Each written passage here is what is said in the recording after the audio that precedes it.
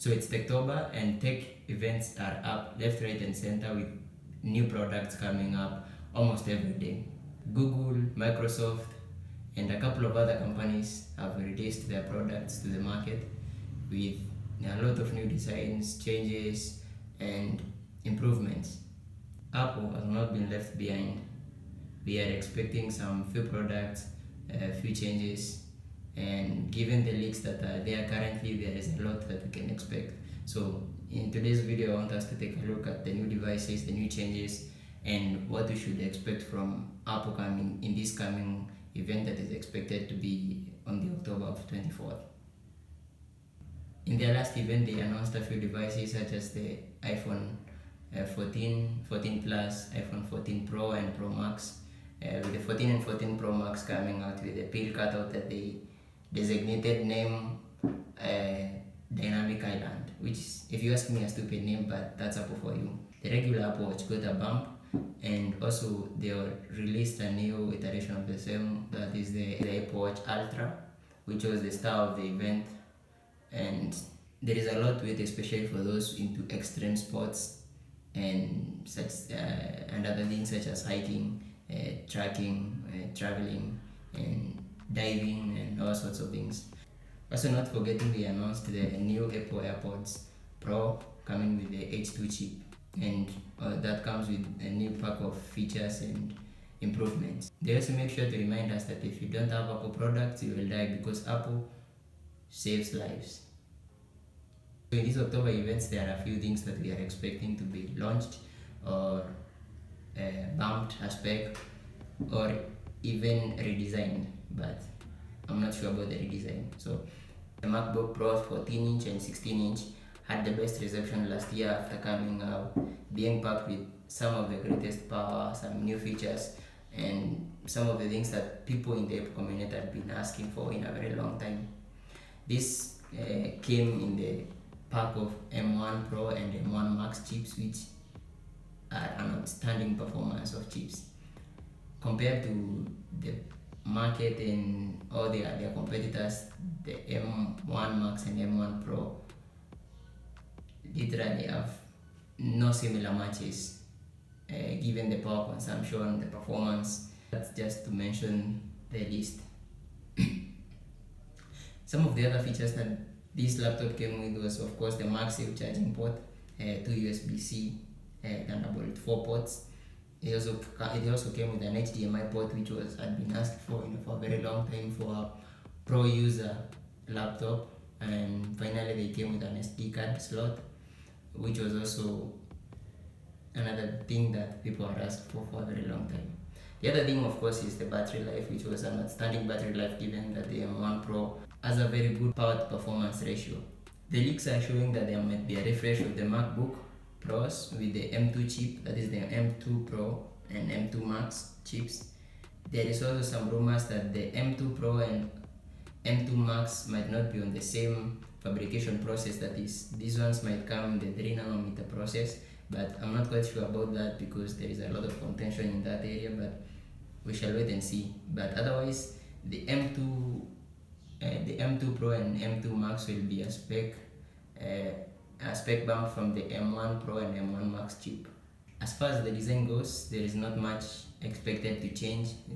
The body will remain the same, and most of the other things will remain the same. This includes the no inclusion of the Face ID on the notch, which would have been something given that there is already a notch, but that's a story for another day. The Mac Mini will also get a spec bump, and we are expecting that it comes with the M2 chip, and also there is some rumors on it coming with an M2 Pro chip in it.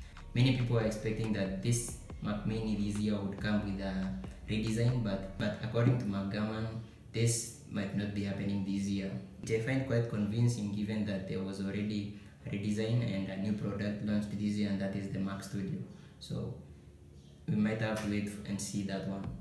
Even Mac Rumors agrees that the possibility of a redesign for the Mac Mini is highly improbable and also a far-fetched idea. According to the suggested design by Ian Zelbo and John Prosser, this would be the expected design, but this is more like the product that we'll get.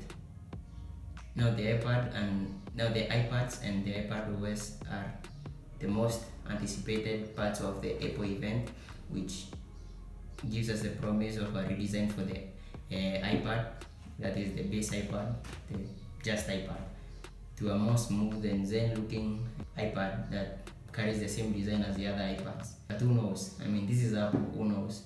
It might just come up with the old design again with a few refreshes, and there's nothing that we can do about that.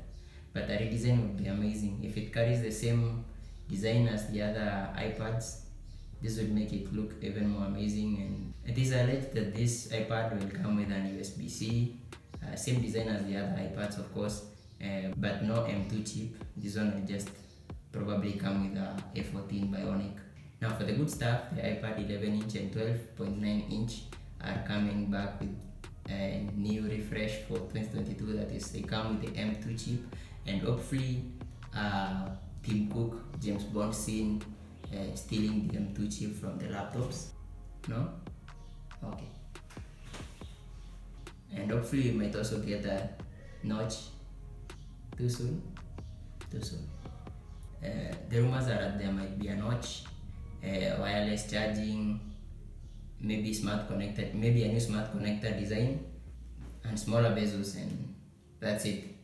Not much, but I don't see most of those things happening. But hopefully there is a redesign, and that would be not bad. iPad 16 OS is also expected to be released with the stage manager options for not just the M2 chip powered iPads, but also the other iPads. A few select, that is. There is also a lot of leaks on the possibility of AR and VR, with so many leaks coming up from everywhere, but I don't see that one happening. Macbook, something?